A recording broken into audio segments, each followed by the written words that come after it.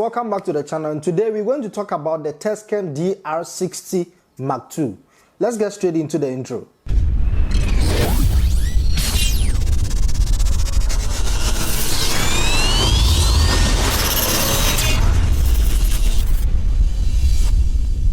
I'm sure you've heard a whole bunch of news or watch a couple of videos about this particular brand. Kindly bear in mind that with regards to the Tascam, they do have two types of them. You do get the DR-60, which is the original one, and you also get the DR-60, the Mark II version. I think the only way to differentiate between the two is that the original one, which is the Mark I, does have a silver or gray type of color on the edges, but with the Mark II you do get the red color on the edges, and that happens to be the differences. I'm sure when you dial into the settings and specifications, you might get a bit of differences as well, but with regards to physical appearance, this is how to tell between the two. The Tascam is a 4-track audio recorder, which I believe most of you do have or use by any chance. I think if I can recall, it was released some years ago, probably 10 or 11 years ago. I stand to be corrected.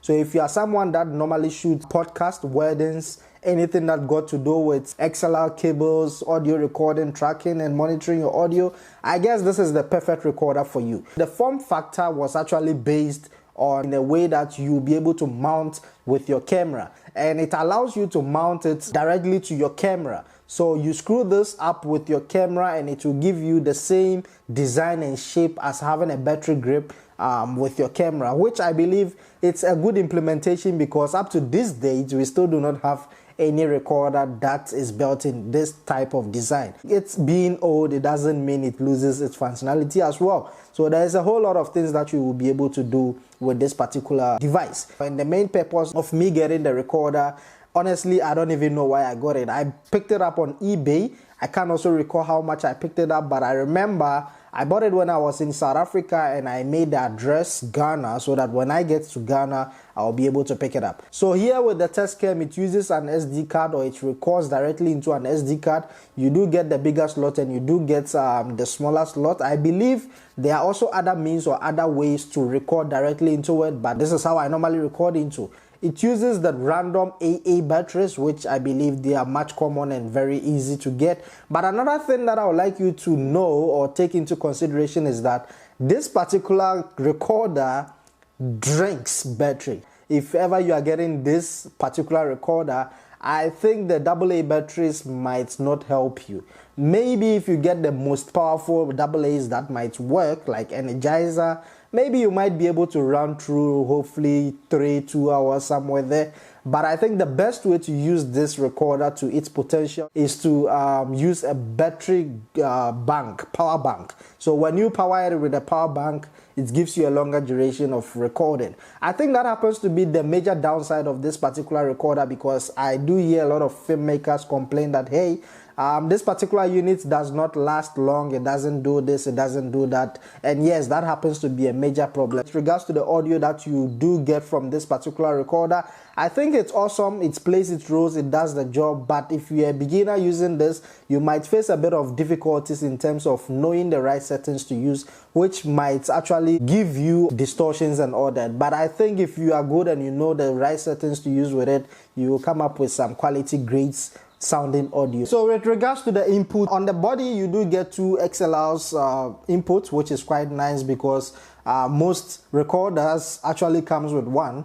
And this being old, I feel like it's quite reasonable and it's quite usable even in today's standard. It also has a little built-in LCD display which allows you to track your audio and see whether you are recording. It also helps you to see the battery percentage, and I mean a couple of features that might be very necessary, especially when you are recording. So I think this is quite useful for filmmakers who are already in the market, or filmmakers who are even starting up in the industry. So another thing that you do get is your USB ports, which actually allows you to power in your power bank or whichever source that you want to use it with.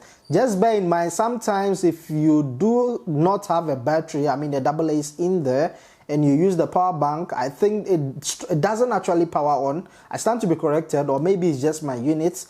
But well, if ever you want to use the power bank with this particular unit, you also need to make sure that you do have your AA batteries inserted. I'm not sure why that is the case, but anytime I do not have AA batteries in there and I power in a battery power bank, it does not power on. So it's quite a useful unit. I think right now on B&H you can pick one for $200, which is very much fair, especially having other units like the Zoom H5, which cost more than this. So I think if you have lesser budget and you really need a great recorder, $200 for this is quite reasonable. I will also suggest when you are buying, you should get the Mark II version instead of the Mark I. This is my thoughts about this Tascam DR-60 Mark II. Thank you very much for coming. If you have any questions, drop it in the comment section. I'm more than willing to answer everything. Do not forget, like, subscribe, and I guess I'll catch you guys in another one.